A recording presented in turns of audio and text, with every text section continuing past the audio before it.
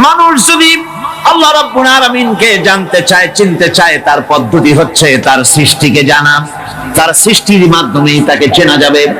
আল্লাহ পাক বলেন, আল্লাযীনা ইয়াযকুরুনাল্লাহা কিয়ামান ওয়া কুউদান ওয়া আলা জুনুবিহিম ওয়া ইয়াতাফাক্কারুনা ফী খালকিস সামাওয়াতি ওয়াল আরদ ربنا ما خلقت هذا باطلا سبحانك فقنا عذاب النار الذين يذكرون الله قياما وقعودا وعلى جنوبهم যারা দাঁড়িয়ে বসে শুয়ে এক কথায় সর্বাবস্থায় যারা আল্লাহ পাককে স্মরণ করে, তার আকাশ এবং জমিন সৃষ্টির ব্যাপারে চিন্তা ভাবনা করে, রাত এবং দিনের পরিবর্তনের চিন্তা করে, তার সৃষ্টি নৈপুণ্যতা নিয়ে যারা গবেষণা করে, তারাই হচ্ছে আল্লাহ পাকের খাঁটি বান্দা।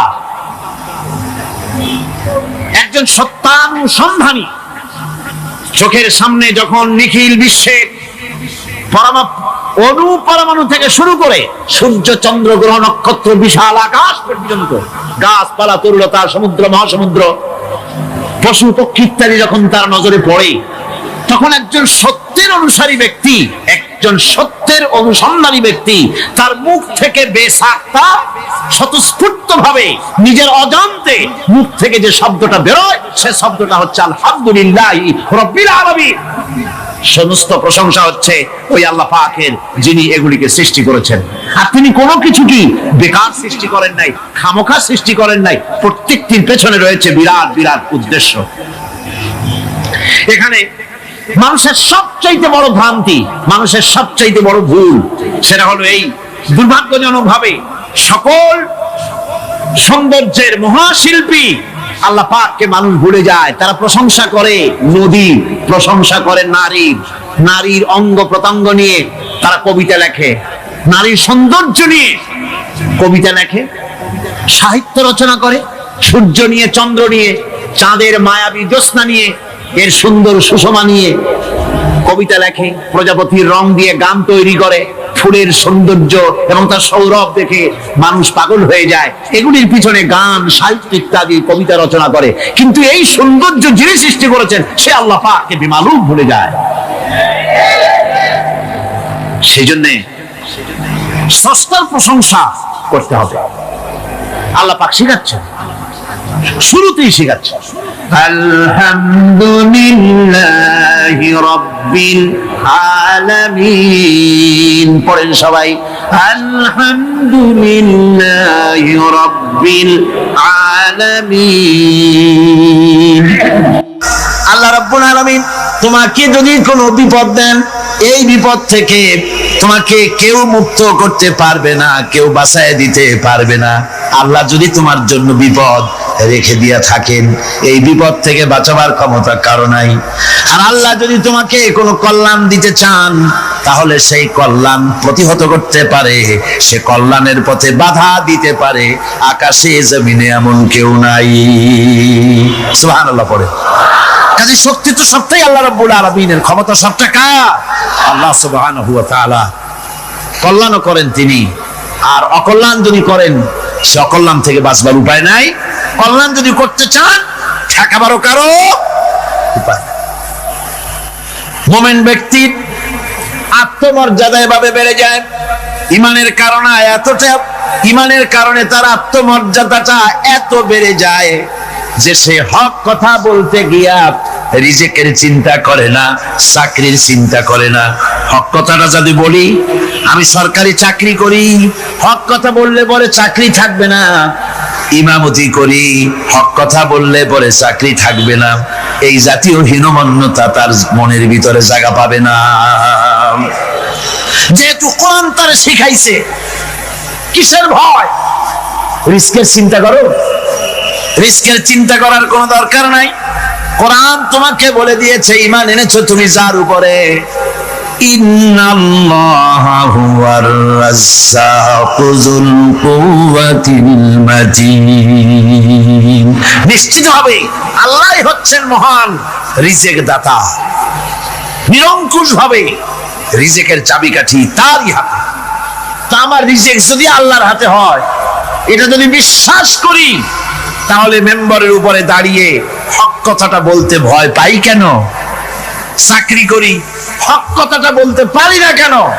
সরকারের কাছে আমার রিজেক নয়, সেক্রেটারির কাছে, মুতাওয়াল্লির কাছে আমার রিজেক নয়। আমার খাদ্য কার কাছে? আমার রিজেক কার কাছে? এটা হলো সবচেয়ে বড় ভয়। ইমানের দাবি করে ঠিক, ওয়াজ নসিহত করেও ঠিক, মানুষকে উপদেশ দেয়ও ঠিক, কিন্তু মনের মধ্যে ভয় একটু থেকেই যায়। যদি চাকরিটা যায়, তাহলে বিবি বাল বাচ্চা নিয়ে বাঁচবো কেমনে? এটা থাকে মনের ভিতরে এক চিন্তা।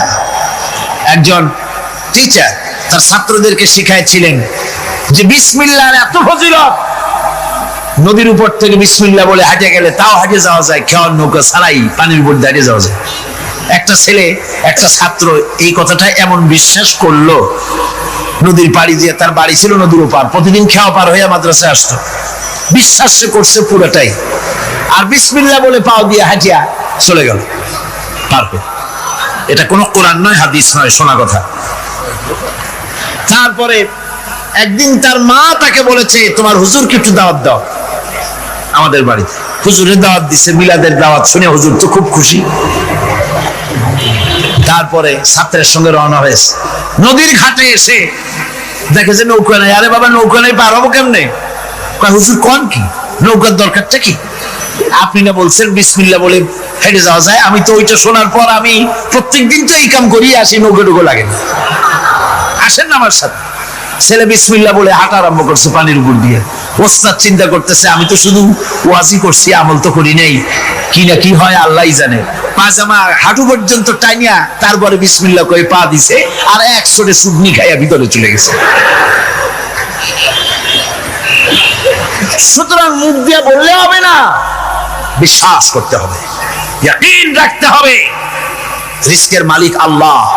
সব কথা কাউকে ছেড়ে দেব না, এটা বলবোই, তাতে আমার চাকরি থাকুক আর চাকরি যাক।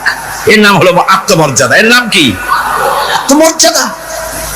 নইলে আপনি মসজিদের ইমাম, আর দুর্ভাগ্যজনক সত্য, মসজিদের ইমামগুলি অধিকাংশ ক্ষেত্রে এমন সব সেক্রেটারি, মুতাওয়াল্লি হয় যারা ইসলামী আদর্শকে বিশ্বাসী করে না। কথাটা ঠিক কিনা? ধর্মনিরপেক্ষতাবাদী, কিন্তু মসজিদের সেক্রেটারি, মাদ্রাসার সেক্রেটারি, ঈদগাহের সেক্রেটারি। কারণ মুসল্লিরা ভাবে ওনার পয়সা বেশি, ওনারই নেতা বানানো উচিত। অথচ কোরআন নিষেধ করেছে এমন কোন লোক মসজিদের মুতাওয়াল্লি সেক্রেটারি হতে পারে না যে ব্যক্তি আল্লাহর পথে পরিচালিত নয়, যে আল্লাহকে মানুষের চাইতে বেশি ভয় না করে, যে ব্যক্তির ভিতরে দ্বীন নাই, ঈমান নাই, ইসলামী আদর্শ নাই, শুধু পয়সার বিনিময় সেক্রেটারি, মেম্বার, মুতাওয়াল্লি হয়ে বসে আছে, আর ইমাম ভয়ের স্বরে কথা বলে না। আছেন এমন? আচ্ছা, হক কথা মাদ্রাসা, মসজিদ, ওয়াজ মাহফিল, চাকরির জায়গা, কোর্টে, কাছারিতে, আদালতে, সর্বত্র মোমেন ব্যক্তি বলতে পারবে তখন যখন ঈমান বিল্লাহ পোক্ত হবে। আল্লাহর প্রতি ঈমানটা যখন পোক্ত হবে, তখন সে বুঝবে এ চাকরি আমার পায়ের গোলাম। এখানে যদি আমার চাকরি না থাকে, অন্য জায়গা থেকে রিস্কের ব্যবস্থা আল্লাহ পাক আমাকে করে দিবেন। এটাই হচ্ছে ঈমান বিল্লাহর প্রথম উপকারিতা। পয়লা নম্বরের উপকারিতা, মানুষকে পার্সোনালিটি সৃষ্টি হয়ে যায়, তার মধ্যে শক্তি আসে, ঈমানি মজবুতি আসে, তার মধ্যে শখসিয়ত আসে, তার মধ্যে ব্যক্তিত্ব আসে, আত্মমর্যাদা আসে, আত্মসম্ভ্রম সৃষ্টি হয়। এটা হলো পয়লা নম্বরের উপকার। ঈমান আনার জন্য, আল্লাহর প্রতি মানুষ ঈমান আনলে পরে 2 নম্বরে যে উপকারটা হয় সেটা হলো মানুষের ভিতর থেকে অহংকার দূর হয়ে যায়। অহংকার থাকে না। যে ব্যক্তি ঈমান বিল্লাহ যার ভিতরে ঢুকে যায়, আল্লাহর ঈমান পরিপূর্ণরূপে এসে যদি যায়, তাহলে তার ভিতরে অহংকার থাকে না। কেন থাকে না?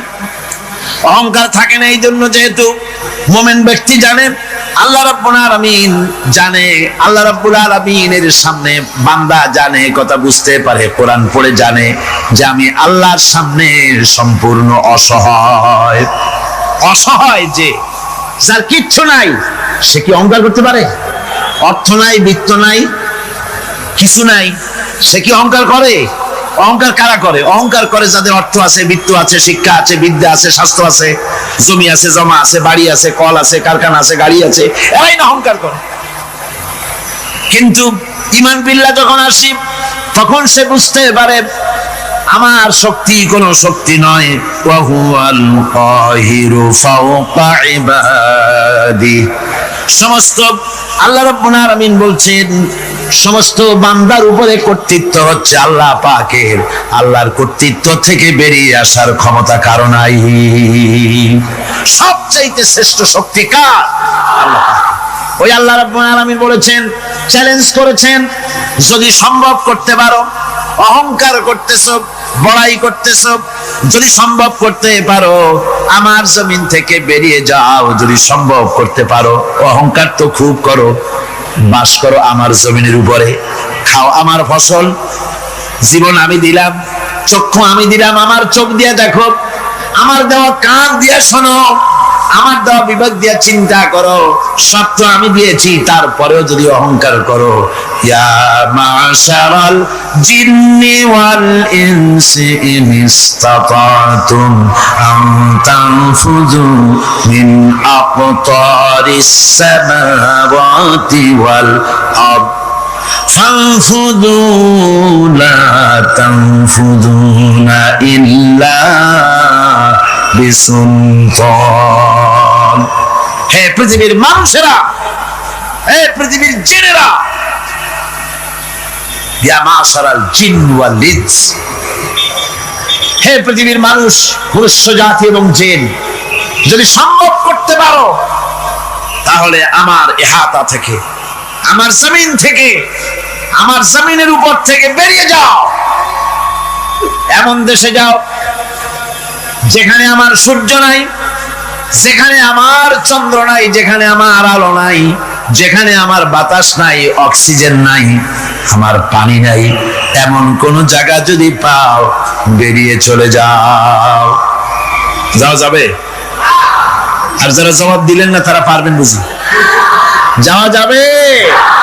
আল্লাহ পাক বলছেন ফানফুযু লা তানফুযুনা ইল্লা বিসুলতান। আমার রাজত্ব থেকে, আমার ইহাতা থেকে, আমার পরিমণ্ডল থেকে, আমার কর্তৃত্ব থেকে বেরিয়ে যাওয়ার কোনো পথ নাই। কেউ বেরিয়ে যেতে পারবে না। আকাশ দিয়ে, জমিন দিয়ে পরিবেষ্টন করে রেখেছি, পালাবার উপায় নাই, ভাগবার জায়গা নাই। এই কথা মুমিন যখন পড়ে, আস্তে করে মাথা নিচু হয়ে আসে, আমি কত দুর্বল আমার মহান আল্লাহর সামনে। সুবহানাল্লাহ। এই জন্য আমি বলি, কিসের বড়াই করবেন? কিসের বড়াই? বিদ্যার বড়াই। কতটা বিদ্যা অর্জন করেছেন, কতটুকু শিখেছেন? আপনার থেকে আরো অনেক শিক্ষাবিদ রয়েছেন, আবার তার থেকে আরো অনেক শিক্ষাবিদ রয়েছেন, কতটুকু শিখেছেন? এখনো ছাত্র, অনেক কিছু আছে যা আপনি আজও জানতে পারেন নাই। সারা জীবন আমরা তালিবে ইলম, সারা জীবন আমরা ছাত্র। মুহাদ্দিস হন, মুফাসসির হন, প্রফেসর হন, প্রিন্সিপাল হন, যেই হন না কেন, চিকিৎসাবিদ, চিকিৎসা বিজ্ঞানী, রাষ্ট্রবিজ্ঞানী, দার্শনিক, যেই হোক না কেন, সব ছাত্র। সব কি? ছাত্র। বহু কিছু এমন আছে যা আজও মানুষ উদ্ধার করতে পারে নাই, শিখতে পারেনি। সুতরাং শিক্ষার বড়াই করবে।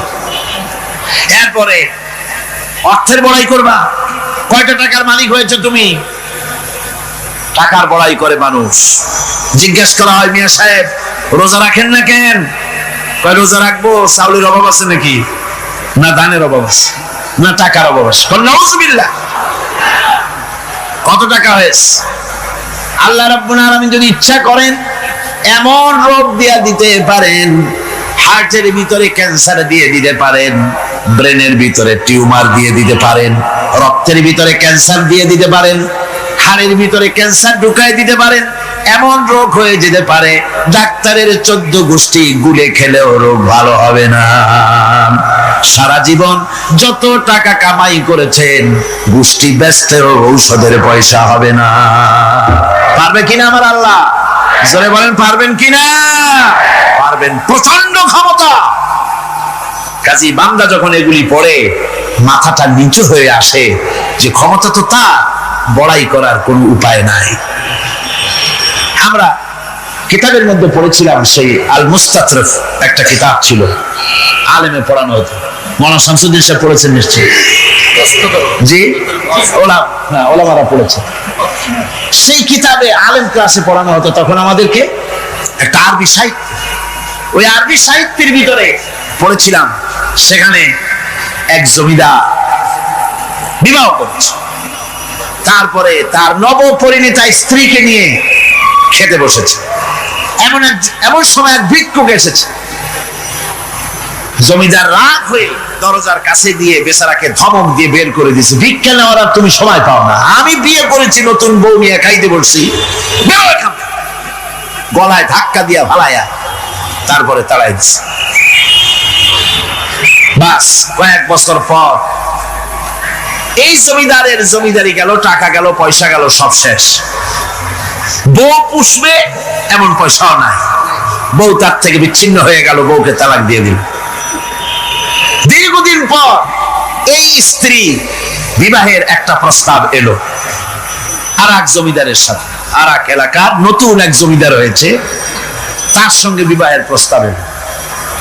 এরপরে সেই বিয়ে হয়ে যাওয়ার পর নতুন জমিদারের সাথে এই স্ত্রী বসে খানা খেতে বসেছে প্রথম দিন। এমন সময় দরজার কাছে এক ভিখারি এসে হাজির। নতুন জমিদার বলছে, বউ আমরা তো খেতে পারবো, আমাদের খাবারের প্লেটটা আজকে প্রথম তোমাকে নিয়ে খেতে বসেছি, এই খাবারের প্লেটটা ধরেই তুমি ভিখারিকে দিয়ে আসো। বউ খাবারের প্লেটটা ভিখারির হাতে দিতে গিয়ে সেন্সলেস হয়ে পড়ে গিয়েছে, বেহুশ হয়ে পড়ে গিয়েছে। নতুন জমিদার অনেকক্ষণ অপেক্ষা করলো, বউ ফেরে রাখা যায়, দেখে বেহুশ। মুসাফির সেখানে দাঁড়ানো। কিছুক্ষণ পর বউয়ের হুশ হলো, জিজ্ঞেস করলো, হয়েছে কি, তুমি এরকম পড়ে গেল কেন? এই মুসাফিরকে দেখে বউ বলতেছে, আল্লাহর কসম, তুমি যখন আমাকে প্লেট ভরা খাবার দিয়ে পাঠাই দিলা ভিক্ষুককে দেওয়ার জন্য, যারে ভিক্ষা দিতে গেলাম, আল্লাহর কসম করে বলি, এ হচ্ছে আমার সেই প্রথম স্বামী। এবার ওই জমিদার বলতেছে, তুমি যেমন কসম করে বলতেছো এই হলো তোমার প্রথম স্বামী, আমিও আমার আল্লাহর নামে কসম করে বলি, আমিও সেই ভিখারি যেদিন তোমরা খেতে বসেছিলে আর আমি ভিক্ষা নিতে গিয়েছিলাম, আমাকে দরজা থেকে তাড়ায় দিয়েছিলে। সুতরাং বড়াই করো না, অর্থে টাকার বড়াই করো না, অহংকার করো না, স্বাস্থ্যের বড়াই করো না, স্বাস্থ্য ভালো, অহংকার করো না। আল্লাহ যদি ইচ্ছে করেন এক রাত্রের মধ্যে মাত্র আধা ঘন্টা 15 মিনিটের ভিতরে কয়েকবার পাতলা দাস্ত দিয়া জনমের মতো শেষ করে দিতে পারেন, পারেন কিনা?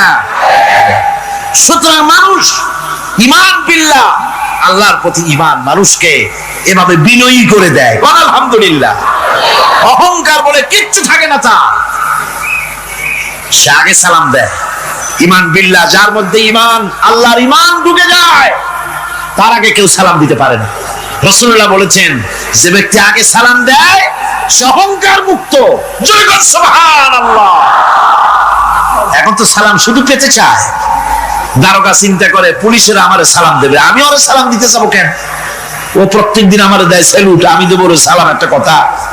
এসপি মনে করে ইন্সপেক্টর আমারে সালাম দিবে, আইজি মনে করে এসপি আমারে সালাম দিবে, প্রেসিডেন্ট মনে করে মন্ত্রীরা আমারে সালাম দিবে, হুজুররা মনে করে মুরিদরা আমারে আগে সালাম দিবে। না, এটা সুন্নাতের খেলাফ। রাসূলুল্লাহর আগে কেউ সালাম দিতে পারে নাই। জোরে কোন সুবহানাল্লাহ। আগে সালাম দাও।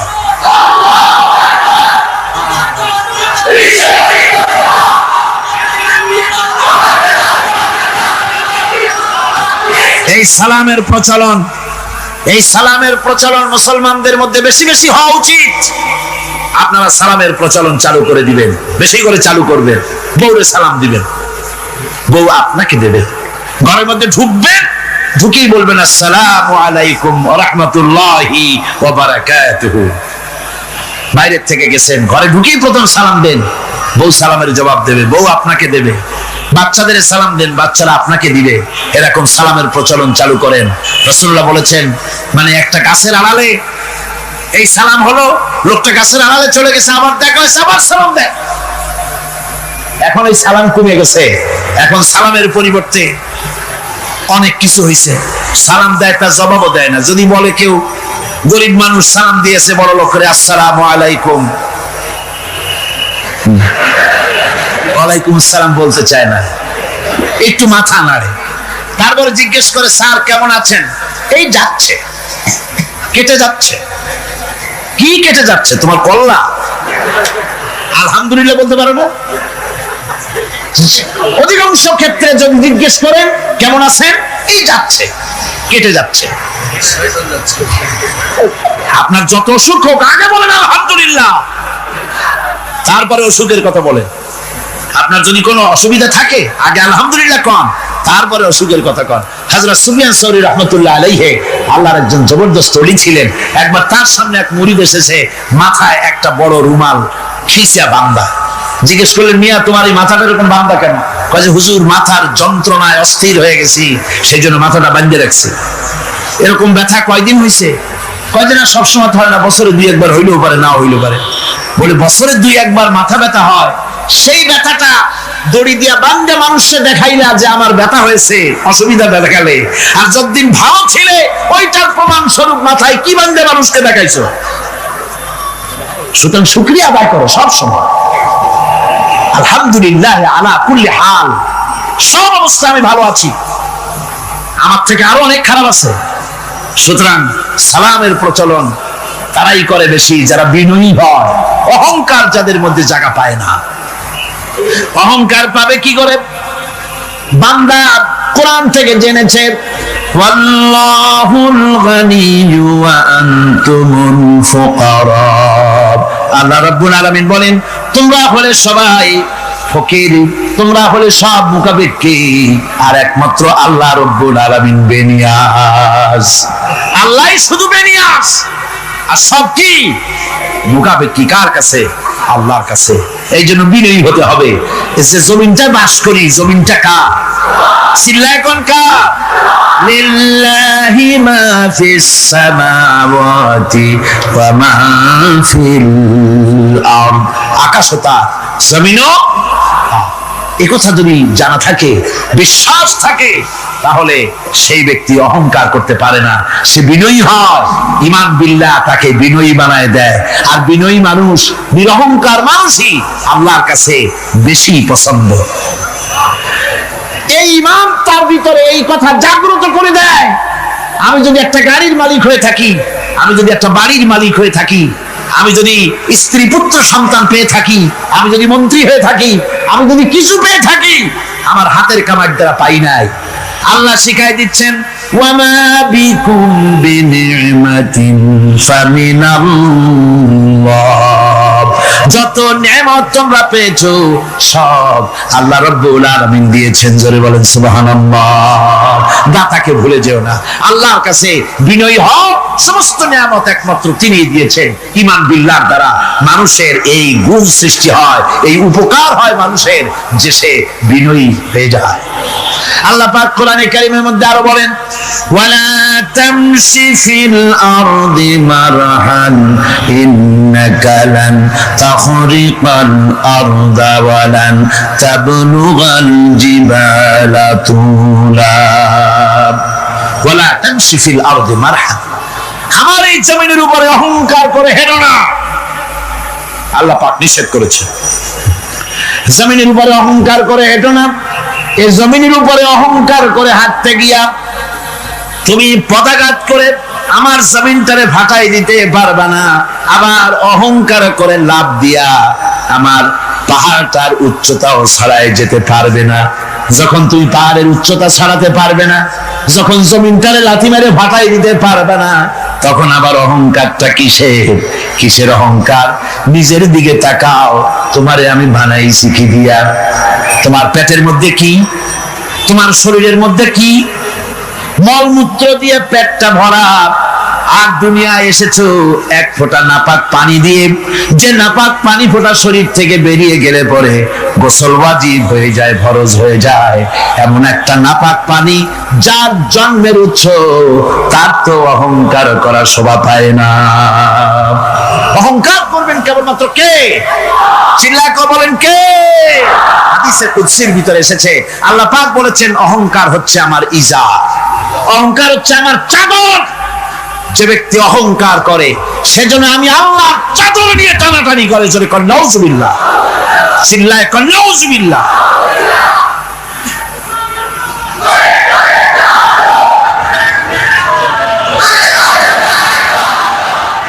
আমার বন্ধুগণ,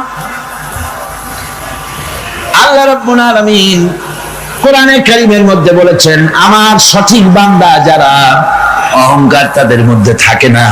ওয়াইবাদুর রাহমানিল্লাযীনা ইয়ামশুনা আলাল আরদি হাওনা। রহমানের বান্দা যারা, আমি আল্লাহ পাকের গোলাম যারা, তারা জমিনের উপরে খুব বিনয়ের সাথে চলে।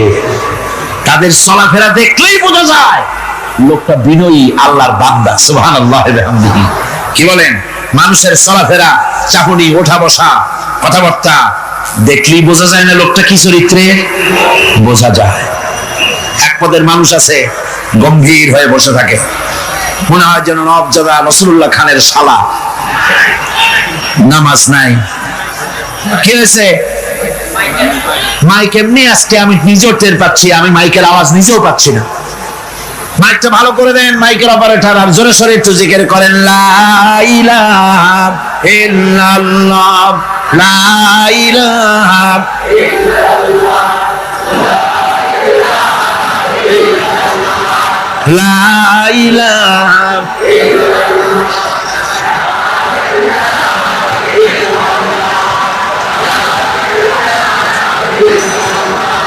বসেন, বসুন। লা ইলাহা ইল্লাল্লাহ, লা ইলাহা ইল্লাল্লাহ, লা ইলাহা ইল্লাল্লাহ,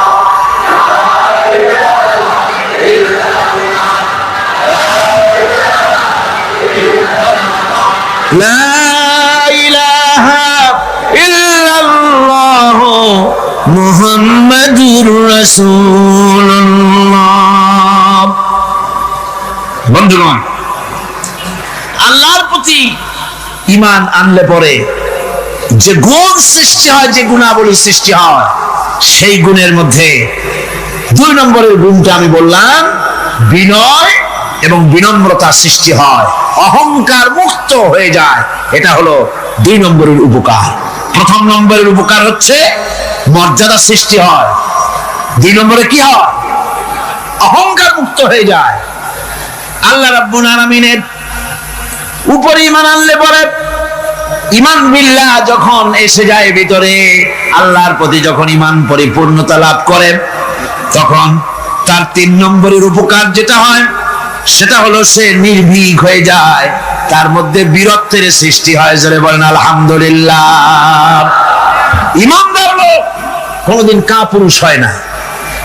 ঈমানদার লোক কাপুরুষ হয় না, বীর পুরুষ হয়। আর পৃথিবীতে কাপুরুষেরা কোনো ইতিহাস সৃষ্টি করতে পারে না।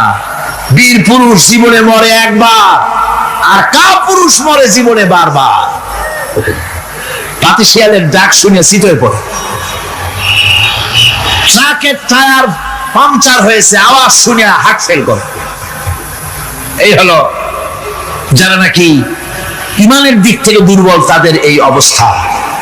আর ঈমানদার যারা, তারা বোমার আওয়াজ শুনে পালায় না, বরং আহত সিংহের মতো আওয়াজ যেদিকে হয়েছে সেদিকে ছোটে গিয়ে দেখে তার কোনো ভাই আহত হয়েছে কিনা। এটা হলো ঈমান বিল্লাহর 3য় গুণ, 3য় উপকার। আল্লাহর প্রতি ঈমান আনলে পরে মানুষ নির্ভীক হয়ে যায়। মানুষের সবচাইতে ভয়টা কি কন্ত বলতে পারেন? সবচাইতে বড় ভয় কিসে? মৌতে। অবশ্য কেউ কেউ বড় ভয় বউকেও মনে করে যে বউ হলো সবচাইতে বড় ভয়ের জিনিস। স্ত্রীকে অনেকে মৌতের চাইতেও ভয় মনে করে। একবার নাকি একজন দেশের বাদশা তিনি বলছিলেন মন্ত্রীকে যে আমার দেশের লোকেরা সবচাইতে কারে বেশি ভয় করে? মন্ত্রী বলছে দেশের লোকেরা সবচাইতে বউকে বেশি ভয় করে। এটা একটা কথা হলো নাকি? প্রমাণ করতে যদি না পারো তাহলে তোমার চাকরি শেষ। প্রধানমন্ত্রী তো মুসিবতে পড়ে গেছে। তারপরে সমস্ত লোক দেখেছে, সমস্ত শহরবাসীকে দেখে তারপরে বলছে তোমরা যারা বউকে ভয় করো না তারা সব এদিকে আসো, আর যারা বউকে ভয় করো তারা এ পাশে থাকো। এখন যারা ভয় করে তারা সব একদিকে চলে আসছে। একটা শুকনা শাকনা মানুষ একা দাঁড়ায় আছে, ভয় করে না সেই দলে, আর সব একদিকে। বাদশা আশ্চর্য হয়ে গেল, সব মানুষ ভয় করে একদিকে চলে আসলো, আর তুমি একা শুকনা শাকনা মানুষ, তুমি বউর ভয় করো না, ব্যাপারটা কি? কয় যে না, বউকে ভয় করি কিনা তা জানি না, আমি আসার সময় আমার বউ বলে দিয়েছে সব লোক যেদিকে যাবে সেদিকে যাবে না, একা দাঁড়ায় থাকবে একদিকে।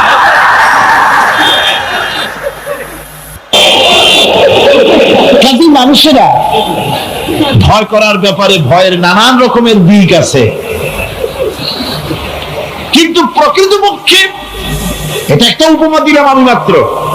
প্রকৃতপক্ষে মানুষের কাছে সবচাইতে বড় ভয় হলো মৃত্যুর ভয়। সবচাইতে ভয় কিসের ভয়? মানুষের ভিতরে যখন ঈমান বিল্লাহ এসে যায়, আল্লাহর প্রতি যখন সে পরিপূর্ণ রূপে ঈমান যখন আনে, তখন তার ভিতরে এই চিন্তা আসে মৃত্যু তো আমার হবে, মৃত্যু থেকে পালাবার উপায় নাই। পালাবার উপায় যদি থাকতো তাহলে না হয় অবশ্যই ভয় পেতাম না, কিন্তু মৃত্যু থেকে তো পালাতে পারবো না, তখন কাপুরুষ হবো কেন? তখন তো বীর পুরুষের মতো জীবন দিতে হবে। কিসের মতো দিতে হবে জীবন? আল্লাহ রাব্বুল আলামিন কোরআনে কারীমের মধ্যে বলে রেখেছেন, ঈমানদার লোক আল্লাহরে যে বিশ্বাস করে তার বড় উপকার হলো মওতকে পরোয়া করে না। মওতকে পরোয়া করে না বলে তার পক্ষে সমস্ত কাজ সহজ হয়ে যায়। কোরআন বলতেছে, কুল ইন্নাল মাউতাল্লাযী তাফিরুনা মিনহু ফাইন্নাহু মুলাকীকুম। মরণ থেকে পালাও তুমি, মরণ তোমায় লইবে ঘিরি।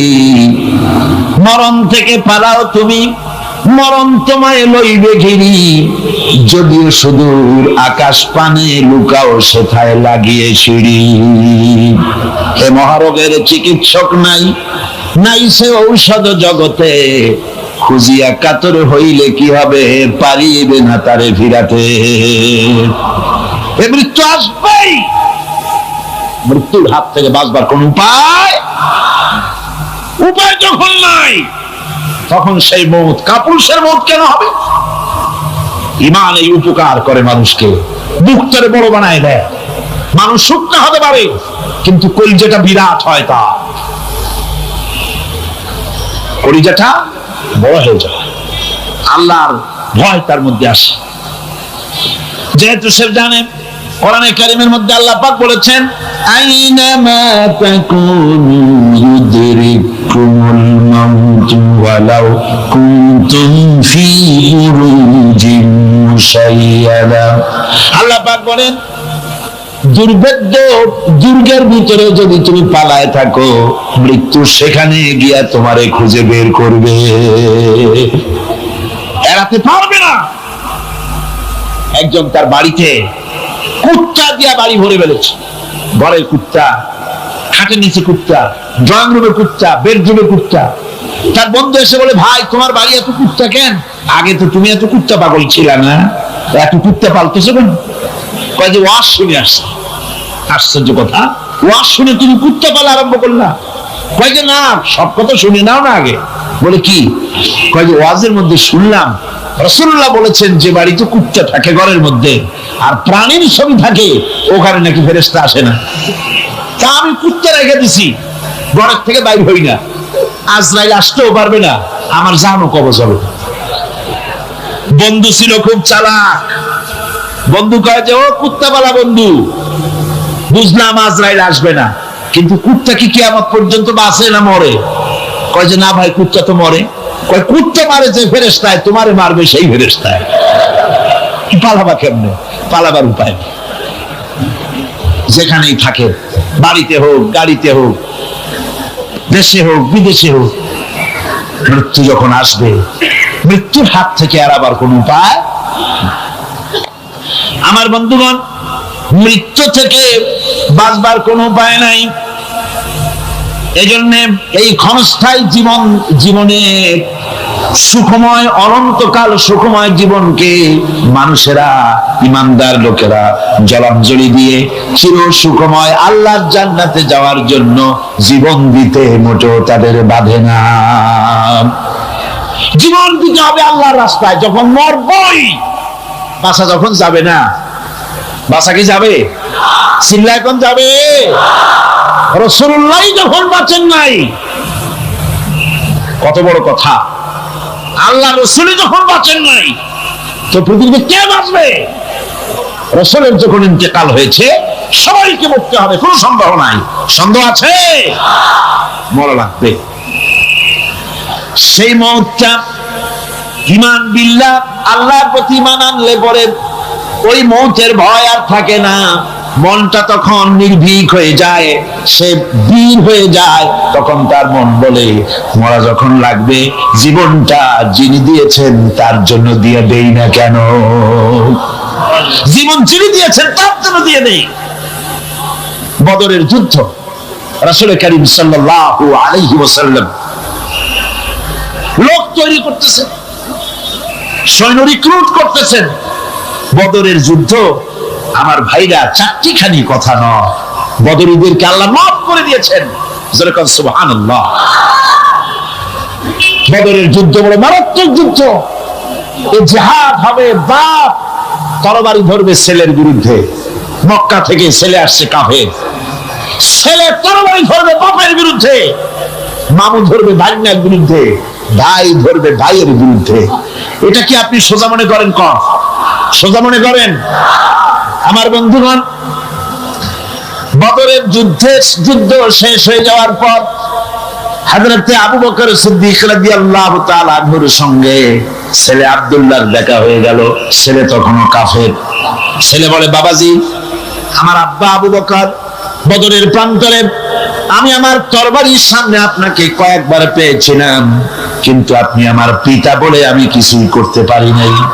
হযরত আবু বকর বলেন, আব্দুল্লাহ রে শোনো, আল্লাহর কসম করে বলি, তুমি তো আমার তরবারির সামনে পেয়ে ছেড়ে দিয়েছো, কিন্তু আমি আমার বাবুদের কসম করে বলি, বদরের মাঠে একটি বার যদি আবু বকরের চোখের সামনে তুমি পড়ে যেতে, আল্লাহর কসম আমার তরবারি তোমারে মাফ করে দিত না।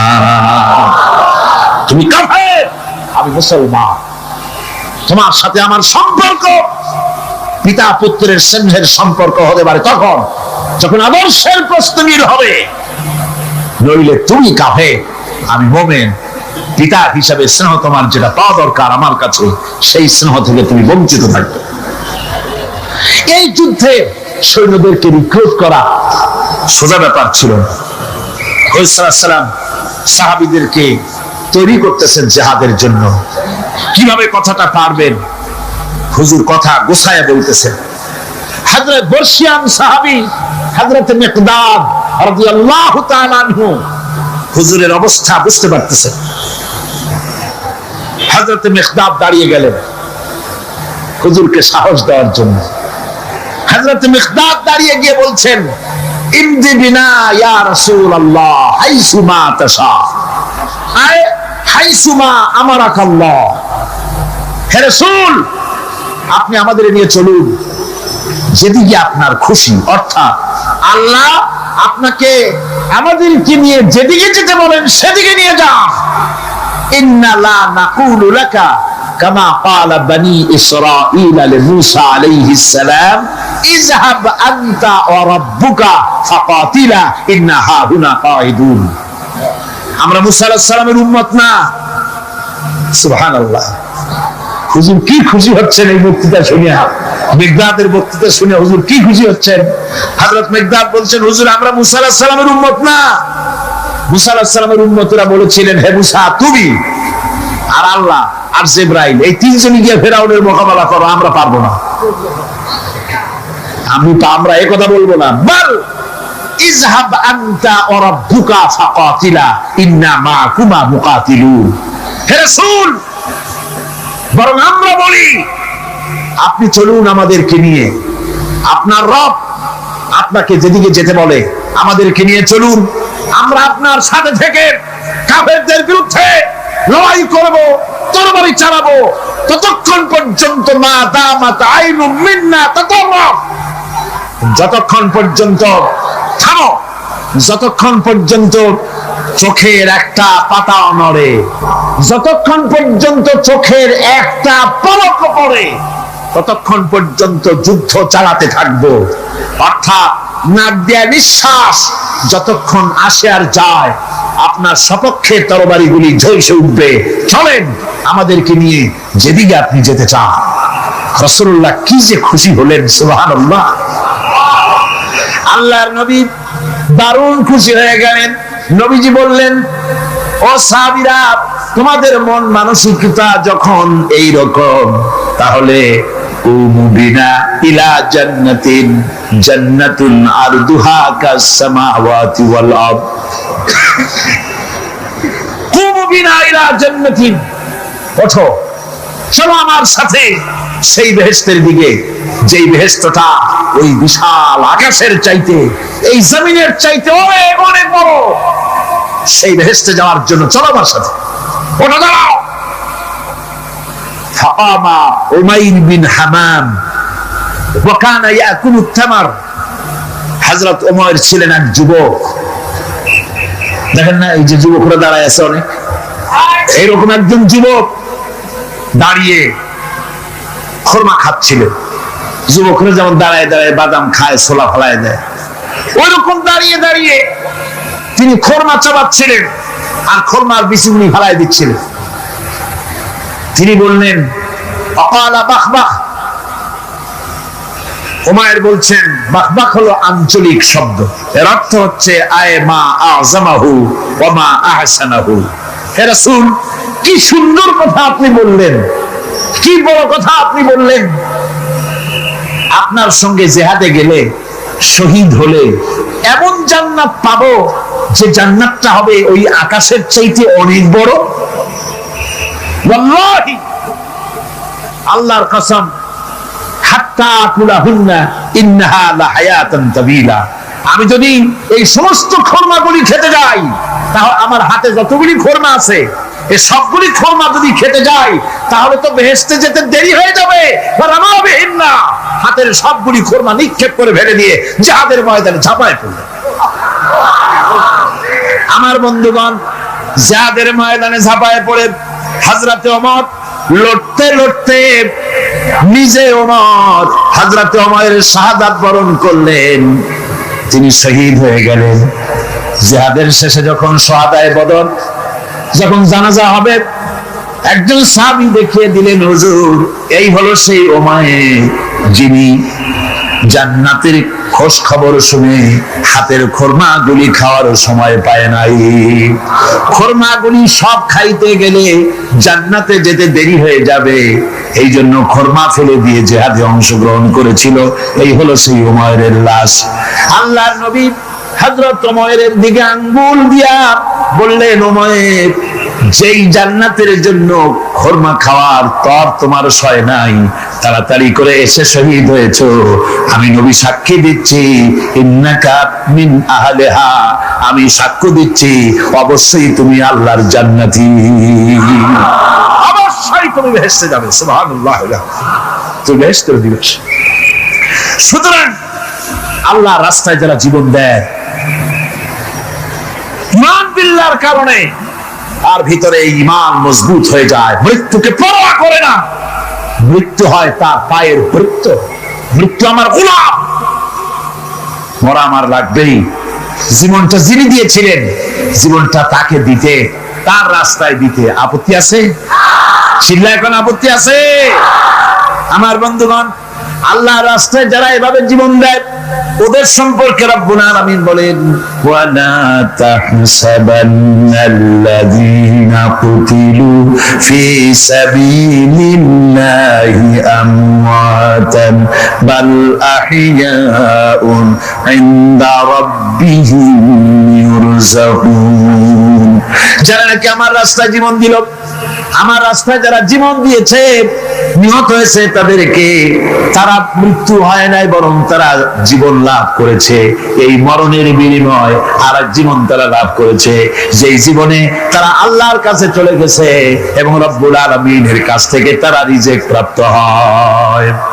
আল্লাহর কাছে তারা রিজেক্ট পায়। আর এই মৌত হচ্ছে শ্রেষ্ঠ মৌত, শাহাদাতের মৌত। কিসের মৌত? শাহাদাতের মৌত। আমার বন্ধুগণ, জীবনের পরোয়া মুমিনের সবচাইতে বড় উপকার আল্লাহর পর ঈমান আনার। জীবনের পরোয়া সে করে না, কারণ রাসূলুল্লাহ বলেছেন, শাহাদাতের মওতের যন্ত্রণা, শরীরে যদি কেউ চিমটি কাটে, খামসি কাটে, একটা চিমটি দিলে যতটুকু ব্যথা লাগে, মৃত্যুর শাহাদাতের এই মৃত্যুর যন্ত্রণা এর থেকে বেশি কিছু না। কিতাবের ভিতরে এসেছে, ফিরআউনের স্ত্রী আসিয়া যখন ফেরাউনকে মানে নাই, শেষ পর্যন্ত ফেরাউন অর্ডার দিয়া দিল, আসিয়ারে মারো। মারার জন্য তক্তার ভিতরে হাজার হাজার প্যারাক মারো। তক্তায় প্যারাক মারা হলো, তক্তা তারে উল্টায় দিল, প্যারাক গুলো খারাপ হয়ে গেল। প্যারাক বোঝেন কিনা? প্যারাক বোঝেন? প্যারাক গুলো খারাপ হয়ে গেল। ফেরাউন বলল, এর উপরে আসিয়াকে ভুট করে শোয়াই দাও, এরপরে চতুর্দিক থেকে পিটাইতে থাকো, যতক্ষণ পর্যন্ত আমার উপরে ঈমান না আনে মারতেই থাকো। প্যারাকের উপরে নারী দেহ আসিয়াকে শোয়াই দেওয়া হলো, আর চতুর্দিক দিয়ে আঘাত করা হচ্ছে। লোহাগুলি শরীরের ভিতরে ঢুকে যাচ্ছে, শত শত লোহা শরীরের ভিতরে ঢুকে যাচ্ছে। এমত অবস্থায় আল্লাহ রাব্বুল আলামিন ডেকে বলেন, ফেরেশতারে, আমার ফেরেশতারা, আমার আসমানের সব দরজাগুলি খুলে দাও। আমার আসিয়া মৃত্যুর আগে, প্রাণ বেরিয়ে যাওয়ার আগে, আমার জান্নাতটা দেখে যেন প্রাণটা বেরিয়ে যায়। আল্লাহর এই রাস্তায় মানুষ জীবন দিতে কুণ্ঠাবোধ করে না, যদি ঈমান বিল্লাহ, আল্লাহর প্রতি ঈমান মজবুত হয়ে যায়, তার জীবনের মোটেও পরোয়া হয় না। জীবন দিয়েছেন আল্লাহ, এই জীবন দিব, কাকে ফিরায় দেব? আমি। এই জন্য আল্লাহ পাক বলেছেন, ইন্নাল্লাহা আশতারা মিনাল মুমিনিনা আনফুসাহুম ওয়া আমওয়ালাহুম বিআন্না লাহুমুল জান্নাহ। আমি আমার মুমিনের জান এবং মাল সবটা খরিদ করে নিয়েছি, বিনিময়ে মুমিনকে আমার বেহেশত দিয়ে দিয়েছি। তোমার জানটাও আমার মালটাও আল্লাহ। সুতরাং জান মাল তো আমার রাস্তায় জান দাও, মাল দাও।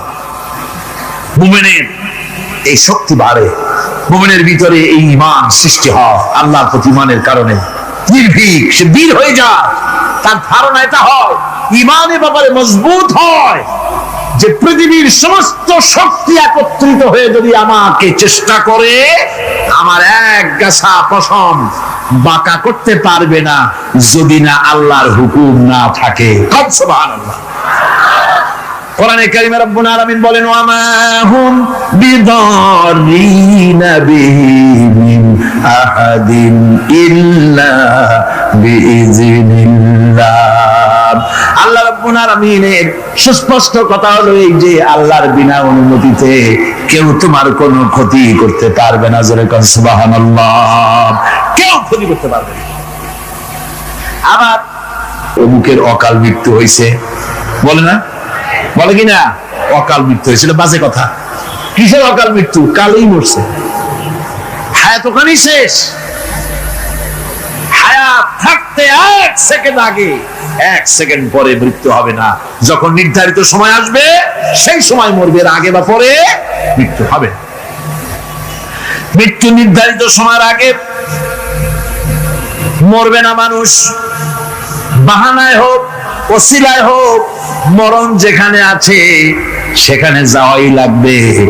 এই জন্য কবি বলছেন, दो चीज आज दो चीज कसद जोर जोर एके आबेदाना दिगर खा के गोर। দুটো জিনিস মানুষকে টানে, একটা হলো খাদ্য আর একটা হলো মৃত্যু। খাবার যেখানে আছে সেখানে যেতেই হবে, আর মৃত্যু যেখানে আছে সেখানেও যেতে হবে। আসতে পরে মানুষকে মোটেই সময় দেওয়া হবে না, সময় যখন আসবে সময় মতো তাকে বিদায় নিতে হবে। সুতরাং ঈমান, আল্লাহর প্রতি ঈমান আনলে পরে মানুষের ভিতরে নির্ভীকতার সৃষ্টি হয়, সে কাউকে পরোয়া করে না আল্লাহ ছাড়া। চিল্লায় কর সুবহানাল্লাহ, আরো জোরে বলেন সুবহানাল্লাহ। সাহস, বুক ভরা সাহস তার মধ্যে আসবে। এই পৃথিবীতে ইউনূস আলাইহিস সালাম যে বিপদে পড়ছিলেন, এর চাইতে বড় বিপদ পৃথিবীতে কিছু হতে পারে? আপনাদের চিন্তা বুঝি পারে? এই দিকের লোকেরা কথাই কয় না, কি বলেন পারে? সুতরাং গতকালকের মতো আবারও বলি, বিপদ আসতে পরে মুসলমানেরা মাজারে দৌড়ায় বেশি। কন নাউজুবিল্লাহ, জোরে কন নাউজুবিল্লাহ। বিপদ আসে আর মাজারে চলে যায়, যাইয়া সেখানে কাঁদবে, মাজারের উপরে মাথা ঘা দিতে থাকে, পয়সা দেয়, মুনাজাত করে, কাঁদতে থাকে, মাজারওয়ালার কাছে বিপদ মুক্তি চায়। নাউজুবিল্লাহ পড়ে, আবারও কর নাউজুবিল্লাহ। বিশ্বাস করুন আমার ভাইরা, বিশ্বাস করুন, আল্লাহর কোরআন আমার হাতে। মাজারওয়ালার কাছে কামলে পড়ে ওই মাজারে যিনি শুয়ে আছেন, আল্লাহর কসম তার কোনো ক্ষমতা নাই আপনাকে বিপদ থেকে বাঁচাতে পারে। কোরআনে কারীমের মধ্যে আল্লাহ পাক এই পৃথিবীর বুকে যারা আরামের টাটকা সুখগুলি, আরামগুলি যারা বর্জন করে আল্লাহ রাব্বুল আলামিনকে বিশ্বাস করে যারা জীবন পরিচালনা করেছে, আল্লাহ পাক তাদের জন্য জান্নাত রেখেছেন এবং তাদের জন্য বলছেন, সাবিকু ইলা মাগফিরাতিন মির রাব্বিকুম ওয়া জান্নাতিন আরদুহা কাআরদিস সামাই ওয়াল আরদ উইদ্দাত লিল্লাযীনা আমানু বিল্লাহি ওয়া রাসূলিহি। আল্লাহ পাক বলেন, প্রতিযোগিতা করো আল্লাহর মাগফিরাত কামনার জন্য আর জান্নাতে যাওয়ার জন্য প্রতিযোগিতা করো, আল্লাহর রহমত পাওয়ার জন্য সৎ কাজের প্রতিযোগিতা করো, তাহলে আল্লাহ রাব্বুল আলামিন তোমাদেরকে ক্ষমা করবেন আর তোমাদের জন্য এমন জান্নাত দিবেন যেই জান্নাত আকাশের বিশালতার, জমিনের বিশালতার মতো। এই বিরাট জান্নাত তোমাদেরকে দিবেন। এই জান্নাত চিরস্থায়ী সুখ এবং শান্তি জায়গা হবে। মাসালুল জান্নাতিল্লাতী উইদাল মুত্তাকুন ফিহা আনহারুম মিন মাইন গায়রি আসিনিন ওয়া আনহারুম মিন লাবানিন লাম ইয়াতাগায়্যার তা'আমুহু। আল্লাহ পাক বলছেন, জান্নাত আল্লাহ পাক ওয়াদা করেছেন মুত্তাকিদের জন্য। আল্লাহ পাক জান্নাত দিবেন যে জান্নাতের ভিতরে রয়েছে মধুর প্রস্রবণ, রয়েছে দুধের প্রস্রবণ, রয়েছে সেখানে স্বচ্ছ পানীয় পানির প্রস্রবণ রয়েছে। এই সুন্দর জান্নাত, ঝর্ণা ধারা আল্লাহ পাক সৃষ্টি করেছেন, বাগ বাগিচা দিয়ে ভরে রেখেছেন জান্নাত। সেই জান্নাতে জান্নাত হবে এয়ার কন্ডিশন, রোদ্রের তাপ হবে না সেখানে, রোদ্রের খরতাপ হবে না সেখানে, ঠান্ডার প্রচন্ডতা থাকবে না। কিরকম হবে জায়গাটা?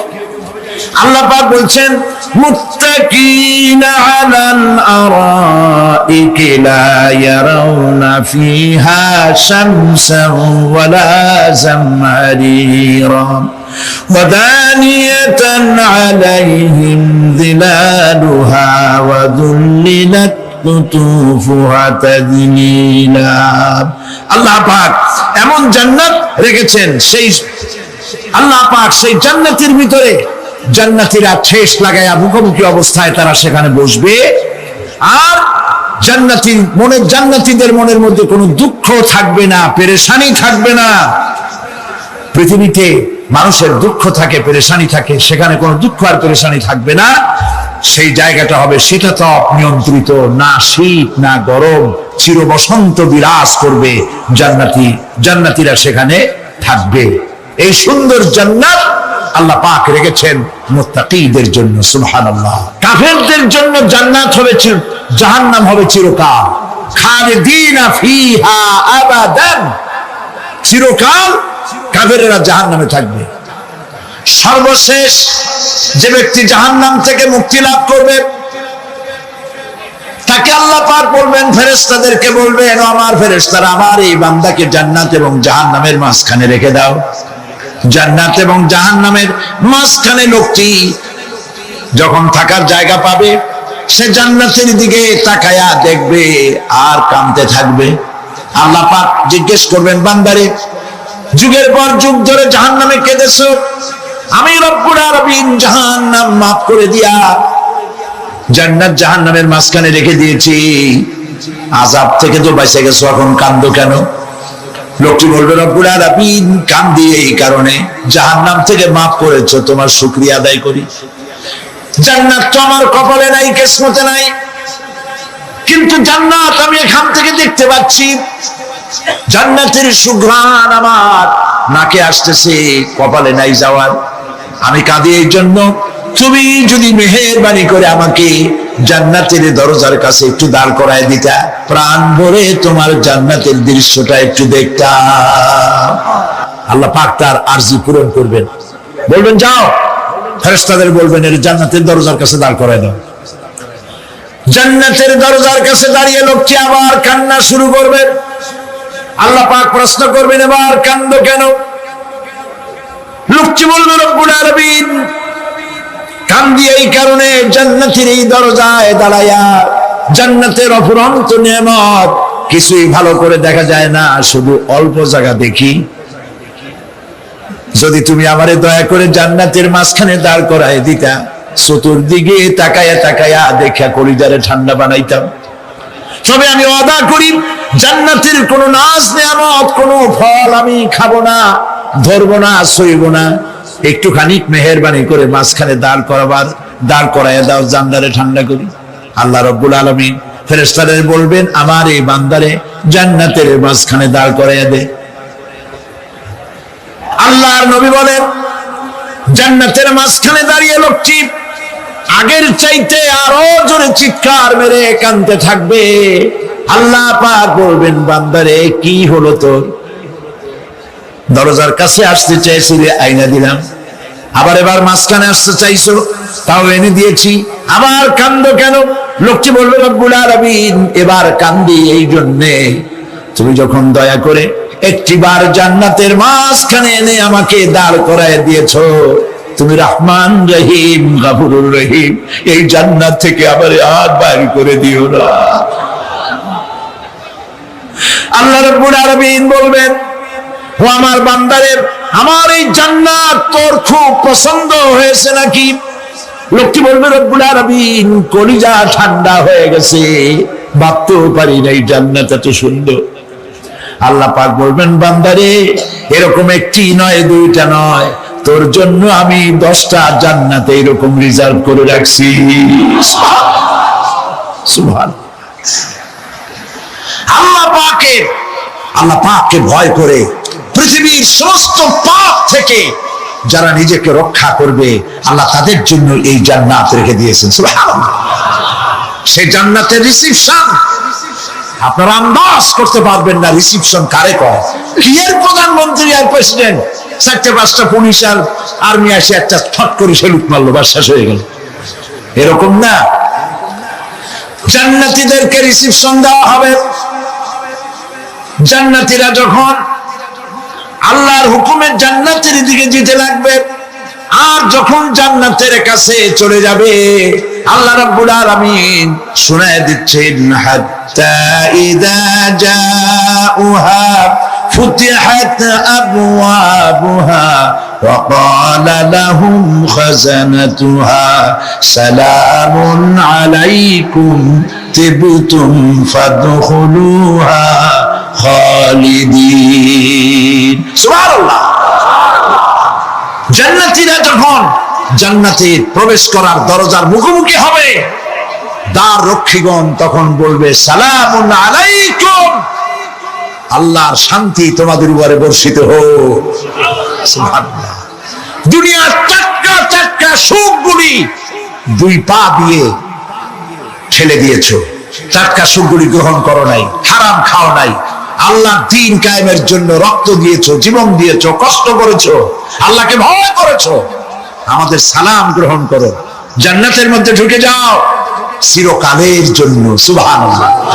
আর বাইরে হওয়া লাগবে না, চিরকাল এই জান্নাতের মধ্যে তোমরা বসবাস করতে পারবে, আল্লাহ রাব্বুল আলামিনের ফেরেশতারা বলে দিবেন।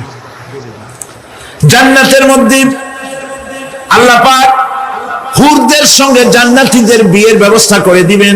কোরআনে কারিমে আল্লাহ পাক বলেন মুত্তাকিইনা আলা সুরুরিন মাসফুফাতিন ওয়া যাওয়াজনাহুম বিহুরিন ঈন। সামনাসামনি ভাবে সাজানো সারি সারি আসন সমূহের উপর তারা ঠেস লাগায় বসে থাকবে, আর আল্লাহ রাব্বুল আলামিন হুরদের সাথে জান্নাতীদের বিয়ের ব্যবস্থা করে দিবেন। যেসব হুরের সঙ্গে বিয়ে হবে তাদের আল্লাহ পাক বিবরণ দিচ্ছেন কি রকম হবে তারা। লাম ইয়াতমিসহুন্না ইনসুন ওয়ালা জান, এর পূর্বে জিন এবং ইনসান এদেরকে কেউ স্পর্শ করে নাই। কি রকম তারা? কাআন্নাহুন্নাল ইয়াকুতু ওয়াল মারজান, যেমন ঝিনুকের ভিতরে মণিমুক্তা থাকে এইভাবে আল্লাহ পাক তাদেরকে পবিত্র করে রেখে দিয়েছেন। আমার প্রিয় ভাইরা, আল্লাহ রাব্বুল আলামিন কোরআনে কারীমের ভিতরে বলেছেন ফাবিআইয়ি আলা'i রাব্বিকুমা তুকাদ্দিবান। জান্নাত দান করে আল্লাহ পাক এবার জান্নাতীদেরকে সম্বোধন করে বলবেন ইয়া ইবাদি লা খাউফুন আলাইকুমুল ইয়াওমা ওয়ালা আনতুম তাহজানুন। হে আমার বান্দারা, লা খাউফুন আলাইকুমুল ইয়াওম, আজ আর কোনো ভয় নাই। সুবহানাল্লাহ, সুবহানাল্লাহ। আজ আর কোনো ভয় নাই, কোনো চিন্তাও নাই, আরামে এই জান্নাতের মধ্যে বসবাস করো। এরপরে আল্লাহ পাক জিজ্ঞেস করবেন ও আমার জান্নাতীরা, আমি যেসব ওয়াদা করছিলাম আমার ওয়াদা মোতাবেক সমস্ত নিয়ামত পেয়েছো? তারা বলবে হ্যাঁ পেয়েছি, সব নিয়ামত আপনার ওয়াদা মোতাবেক সব পেয়েছি। আল্লাহ রাব্বুল আলামিন বলবেন সব পাও নাই, ওয়াদাইনা মাজিদ, আমার কাছে আরো বেশি আছে। সুবহানাল্লাহ, আমার কাছে আরো বেশি আছে। জান্নাতীরা বুঝবে না সে আরো বেশিটা কি, এর থেকে আর বেশি কি। প্রিয় ভাই সব, নবী করিম সাল্লাল্লাহু আলাইহি সাল্লাম বলেছেন জান্নাতের সুখ আর শান্তি কোন চোখ নাই যা দেখেছে, যা কোন অন্তঃকরণ নাই যা কল্পনা করতে পেরেছে। এই জান্নাত মুত্তাকিদের জন্য আল্লাহ রাখছেন। সুবহানাল্লাহ। জান্নাতীরা ভাবতেও পারবে না সেই নিয়ামতগুলি কি। প্রিয় ভাই সব, সেই মুহূর্তে আল্লাহর নবী মুহাম্মদুর রাসূলুল্লাহ সাল্লাল্লাহু আলাইহি ওয়াসাল্লাম বলবেন রব্বুল আলামিন, আমার উম্মতেরা জান্নাতীরা বুঝতে পারে নাই আপনার কাছে কি নিয়ামত আরো বেশি আছে। আমার এই উম্মতেরা জান্নাতীরা আপনার ওয়াদা মোতাবেক সব পেয়েছে, কিন্তু একটি জিনিস এখনো তাদের কিসমতে হয় নাই। সেই জিনিসটা হলো যারা তার রবকে না দেখে শুধু কোরআন আর হাদিসের কথা শুনে আরামের ঘুম হারাম করে তাহাজ্জুদের নামাজ আদায় করেছিল, চোখের পানি ফেলেছিল, যারা জান্নাত দেখে নাই, জাহান্নাম দেখে নাই, আপনাকে ভয় করে যারা জীবন পরিচালনা করেছিল, যারা আপনাকে দেখে নাই, না দেখে শুধু কোরআন হাদিস বিশ্বাস করে যারা অকাতরে নিজেদের জীবন বিলায় দিয়েছিল, এই জান্নাতীরা এখন পর্যন্ত তার রবকে দেখতে পারে নাই। আল্লাহ রাব্বুল আলামিন তার সামনে থেকে 70,000 পর্দা সরে যাবে। আল্লাহ পাক বান্দাদের আরজি পুরা করার জন্য জান্নাতীদের সামনে তিনি জালোয়া ফরোজ হবে। কোরআন শরীফের ভিতরে আল্লাহ পাক বলেন, জান্নাতীরা তারা আল্লাহর দিকে, জান্নাতীরা তার রবের দিকে তাকিয়ে থাকবে, আর রব তার বান্দাদের দিকে তাকায়া থাকবে। প্রাণ ভরে জান্নাতীরা রবকে দেখবে, সুবহানাল্লাহ, আল্লাহ পাককে দেখবে। প্রাণ খুলে আজ দোয়া করি রব্বুল আলামিন, জান্নাতের যেই পরিবেশে, যেই জায়গায় তুমি দয়া করে তোমার গোলামদেরকে তুমি নিজেই দর্শন দিবে, দেখা দিবে। মনিব গো, ও আমাদের রব, আজ এই বিশাল জনসমুদ্র নিয়ে তোমার দরবারে আবেগ ভরা কণ্ঠে বলি, যে অনুষ্ঠানটি তুমি এমন মুবারক অনুষ্ঠান করবে যেখানে তুমি জান্নাতীদেরকে দেখা দিবে, ওই জান্নাতের কোনো একটি, ওই অনুষ্ঠানের কোনো একটি কোনায় কানায় আমাদেরকেও দাঁড় করাইয়া দেখান তুমি। প্রিয় ভাই সব, আল্লাহ রাব্বুল আলামিন মানুষের সামনে এত সব নিয়ামত রেখেছেন, এই জান্নাত দান করবেন। এরপরে আল্লাহ রাব্বুল আলামিন কোরআনে কারীমের মধ্যে বলেছেন, রব্বিস সামাওয়াতি ওয়াল আরদি ওয়া মা বাইনাহুমার রাহমানি লা ইয়ামলিকুনা মিনহু খিতাবা। এই সব পুরস্কার রয়েছে তোমাদের সেই রবের পক্ষ থেকে যিনি আকাশ আর জমিনের মালিক। সুবহানাল্লাহ বলবেন না? যার সামনে কথা বলার ক্ষমতা কারো হবে না। এটি একটি মারাত্মক কথা। কিয়ামতের দিন আল্লাহর দরবারে কেউ কথা বলতে পারবে না আল্লাহর নির্দেশ ছাড়া। একটি আকীদা পরিষ্কার করে নিয়ে যান আপনাদের, সে আকীদাটা এভাবে পরিষ্কার করুন, কোন পীর সাহেব, কোন খাজা বাবা, কোন মাওলানা, কোন মুহাদ্দিস, কোন বুজুর্গ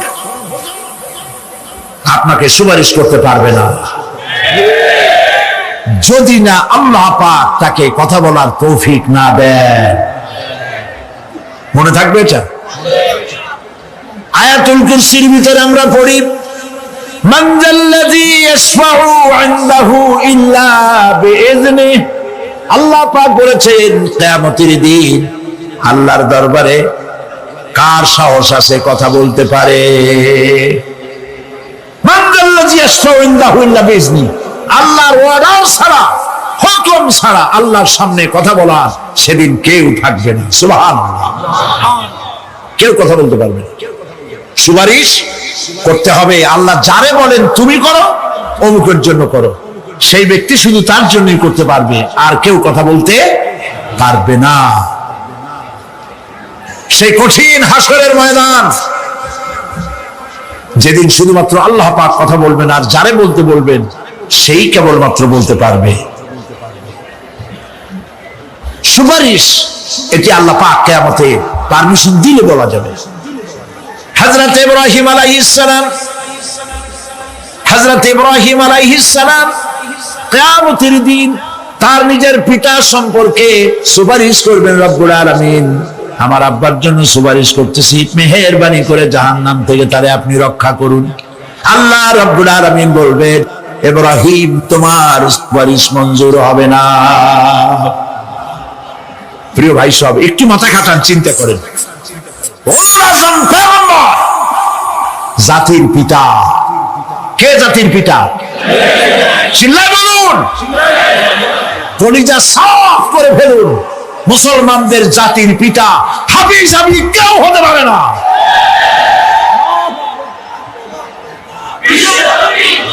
মিল্লাতা আবিকুম ইব্রাহিম। ইব্রাহিম আলাইহিস সালাম এই মিল্লাতের পিতা। সুবহানাল্লাহ। হযরত ইব্রাহিম আলাইহিস সালাম কিয়ামতের দিন বলবেন, আল্লাহ আমার আব্বার জন্য সুপারিশ করছি। আল্লাহ পাক বলবেন মঞ্জুর হবে না।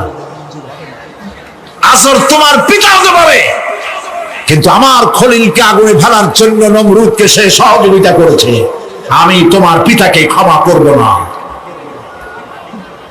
নবী করিম সাল্লাল্লাহু আলাইহি সাল্লামকে সাহাবায়ে কেরাম জিজ্ঞেস করেছেন, হে রাসূল, আপনার আব্বা এবং আম্মার অবস্থা কি হবে?